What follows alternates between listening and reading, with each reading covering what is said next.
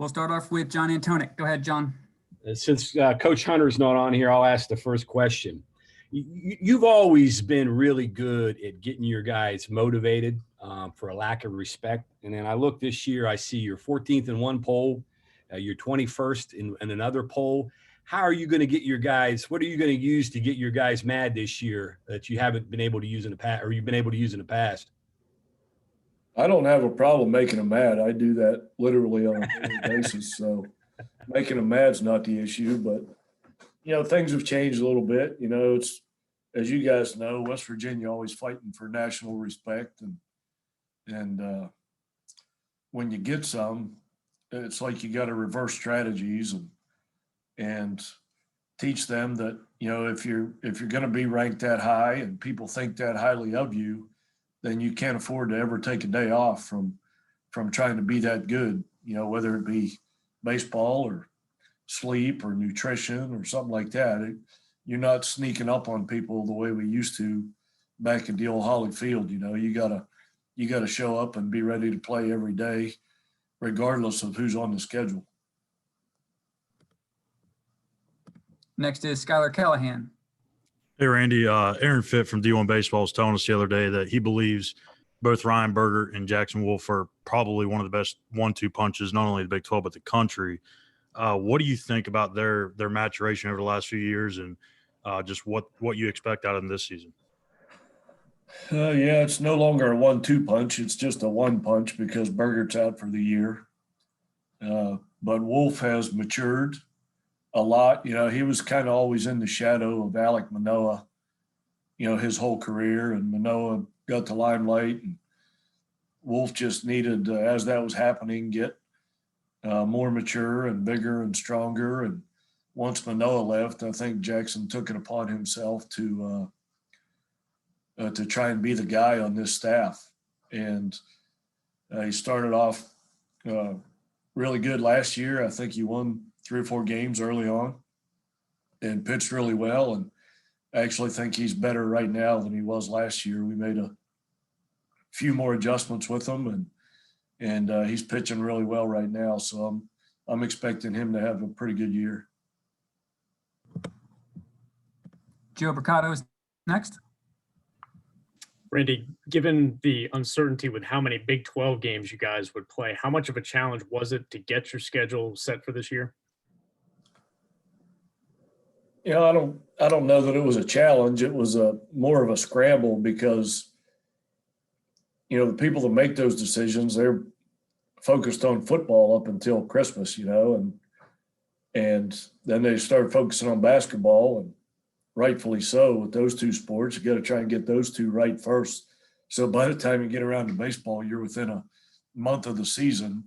So it was a lot of Zoom calls in a short period of time to try and figure out the schedule, but we eventually got it right. So I think we're in a good place with what the Big 12 has decided, and I think we have a chance to hopefully get all of our games in. We'll go to Kevin Kinder. Randy, we were talking about your schedule earlier and making it up, and I guess the COVID considerations and the people around you not playing as many. You're really front loaded with a lot of out of conference games, I think, and you've got like 7 games in one 10-day stretch and 12 in a 17-day stretch. Do you look at that as, hey, this is our chance to see what our young pitchers are like, see who can help us down the road? I would guess a lot of those guys are going to get some innings early. Yeah, unfortunately, we have a little bit of depth on this team. Big time wallpaper behind you, by the way.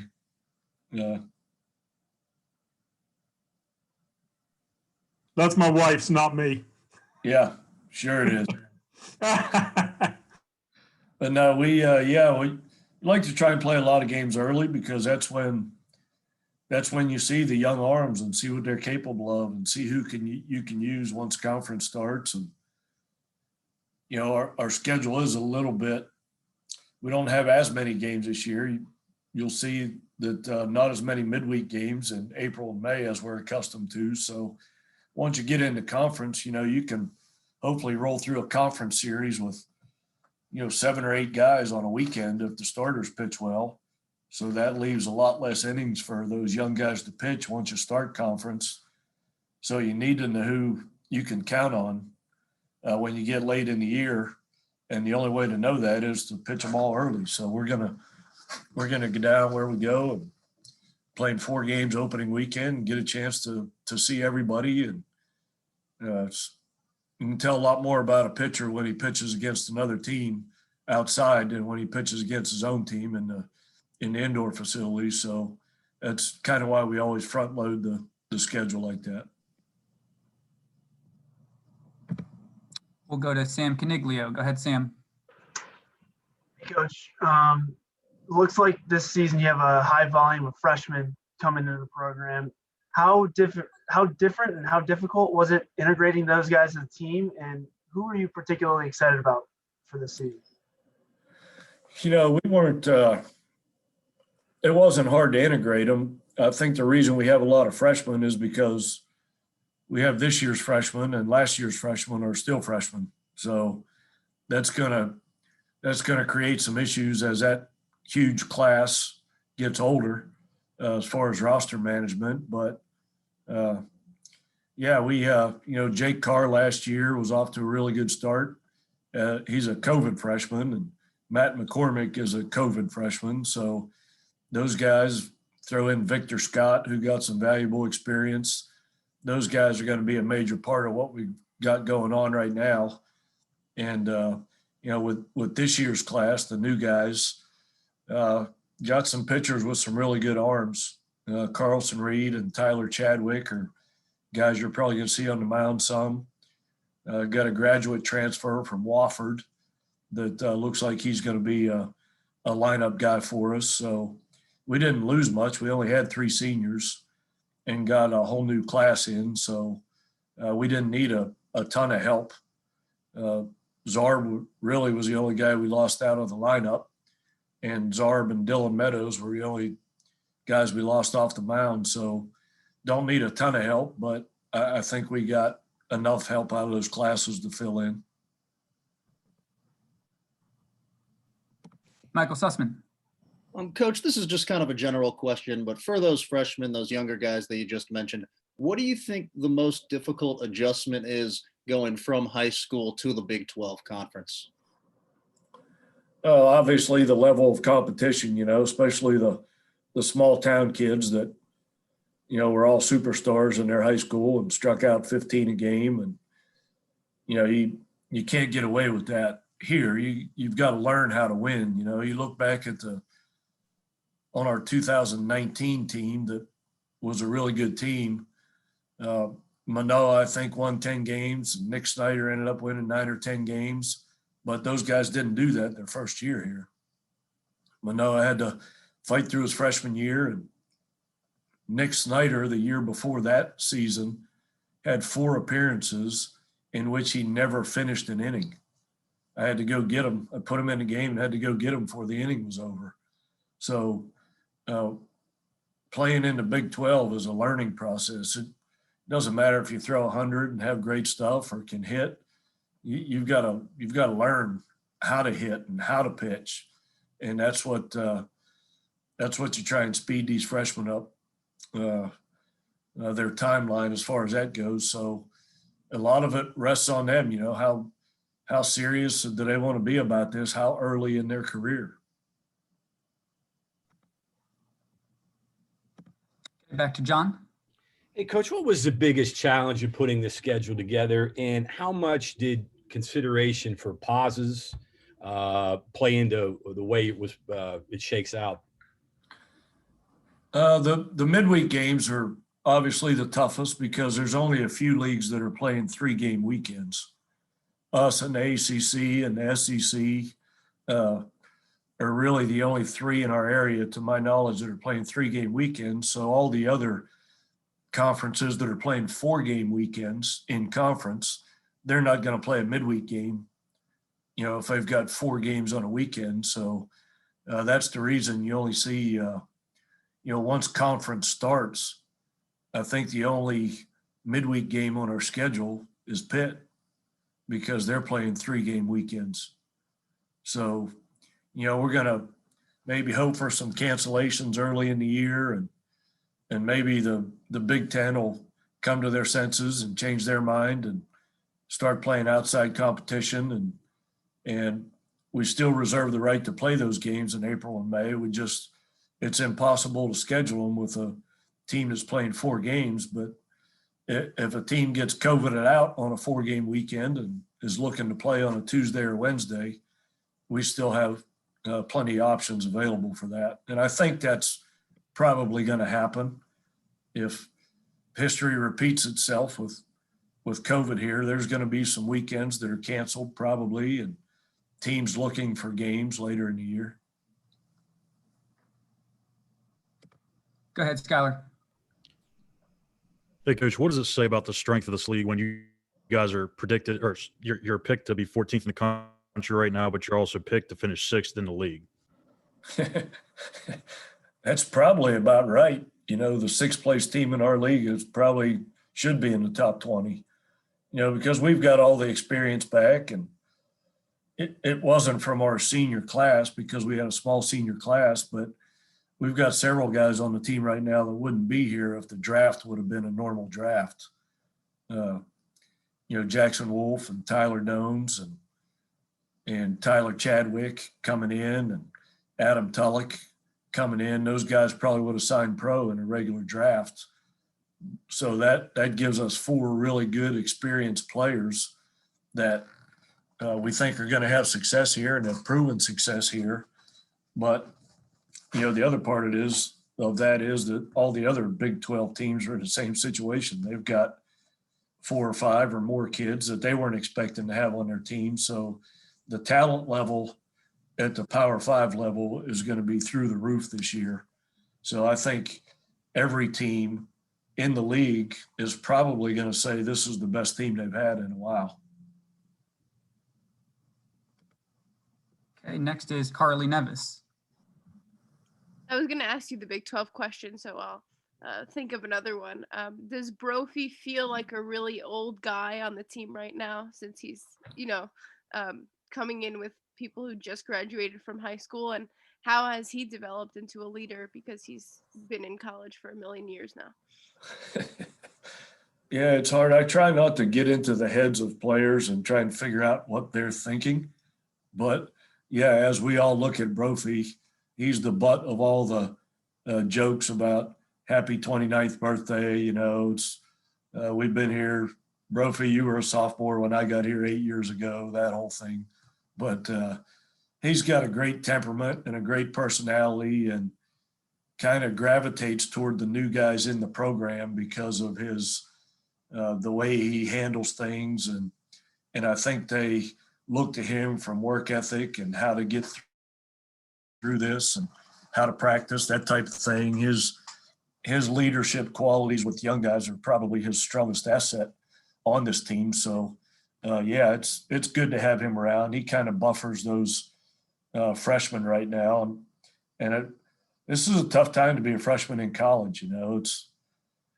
You've got no social life, obviously, which is good from a baseball standpoint, but kids are kids, and they need a social life and they need interaction, and, they need to be around people, but they can't, so it's pretty tough on them. But I've said from the beginning with this team, the team with the least amount of positive tests is probably going to have a better year this year. So if we can manage to stay clean and all the good players we feel like we have are playing all the time, then I think we have a chance to have a good year. But if we get 5 or 6 guys wiped out and have to shift positions and put guys out there that aren't used to playing at a certain position, then it could be a free-for-all. So we're trying to do everything we can to keep these guys clean, and guys like Brophy really help when it comes to that. We'll go Sam and then John. Coach, if I could follow up with about Ryan Berger, what exactly was the situation that took him out for the season? And while we're on the topic, how's the overall health of the rest of the team going into the season? Ryan Berger's out for the year, and Tevin Tucker, our shortstop's out for the year. They both had surgery. Tevin had surgery about a week and a half ago, and Bergert had surgery in December.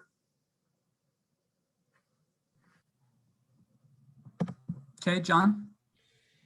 Curious, we asked you this, I think and maybe in the summertime or the spring, about the backlog of players. Is the sport adjusted to that yet? Is that still going on? Because I'm guessing there's going to be a lot of good kids. They're going to have a hard time finding spots on teams because of the backlog.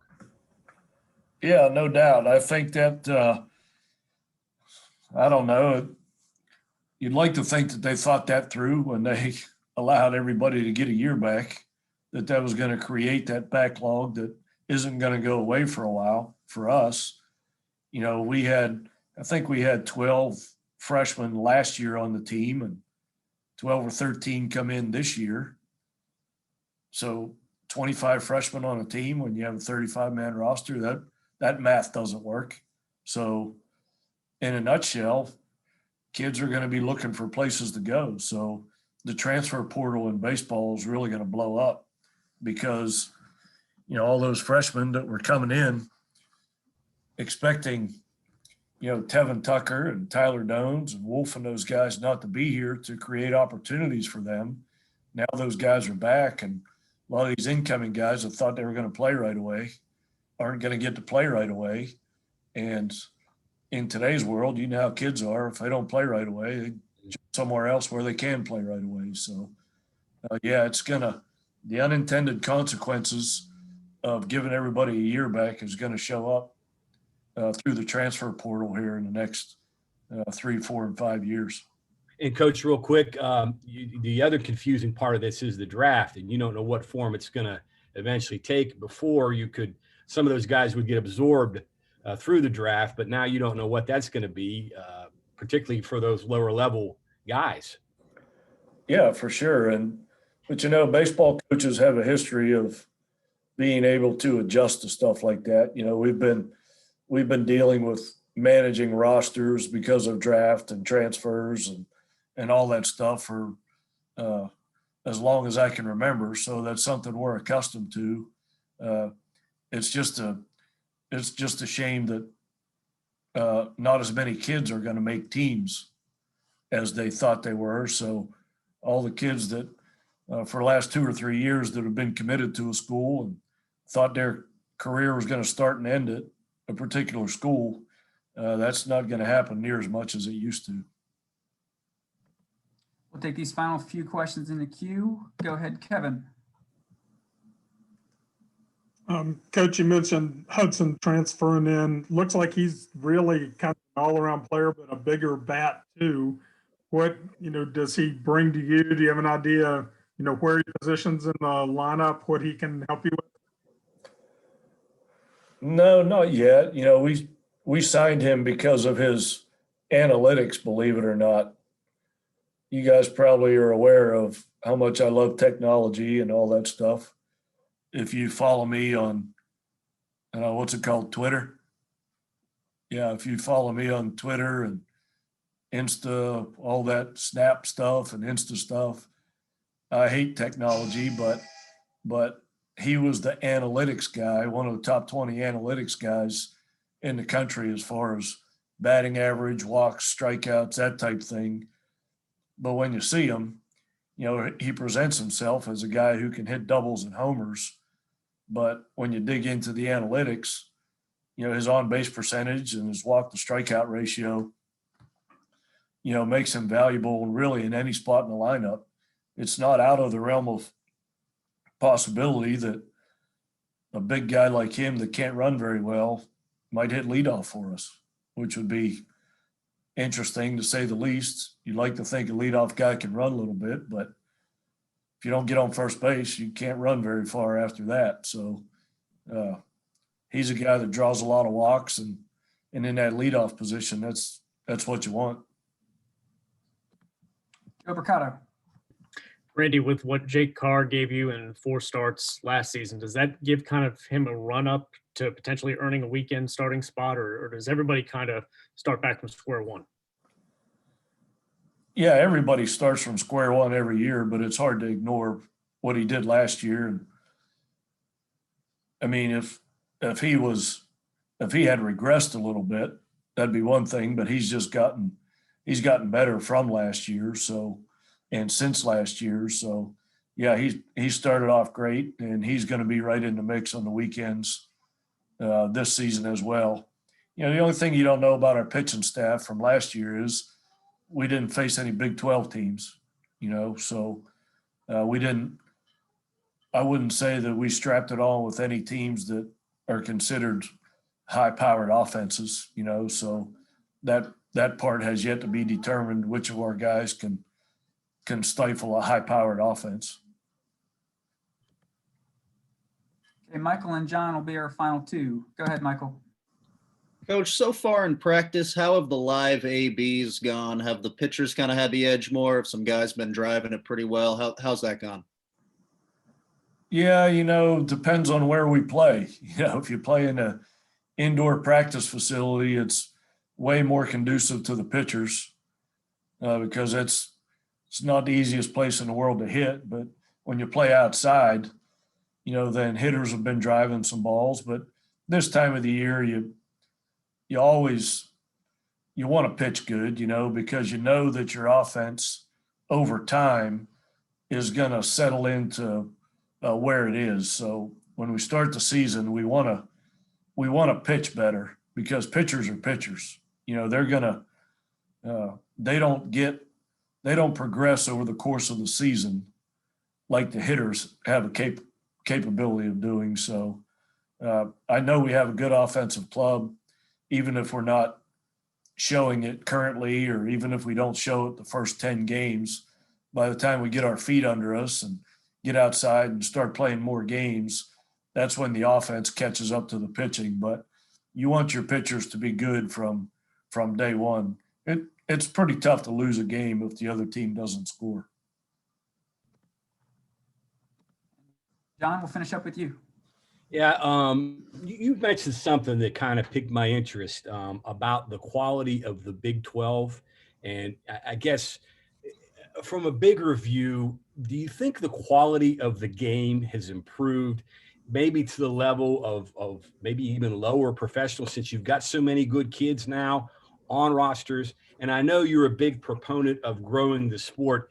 Do you think we could see a lot of high-level baseball this year because you've got so many good players? Yeah, there's no doubt that baseball this year is going to be way better, even from the mid-major teams that, you know, still hung on to a guy that might have been a, you know, 22nd round pick, you know, that was a really good senior pitcher that didn't get drafted, didn't sign as a free agent. Now he's back. So I think the level of baseball in general is going to be a lot better. And if we could ever get that season pushed back to the summertime, then I think that's the next step for our game to grow and even be a better game all around. And it's just, you know, getting more talented kids to come to college. That's what it's all about. Coach, you know, the professional baseball is kind of recycling itself or reinventing itself. And a lot of these prospects possibly could be college baseball players feeding on to the major league. Do you think there's some movement there that could maybe help the game even more? Yeah, there was before all this COVID stuff hit, there was the coaches were finally on board, I think, with pushing the season back. Nationwide, I think coaches are starting to get on board, and I think some ADs are starting to get on board. So I think eventually it's going to happen.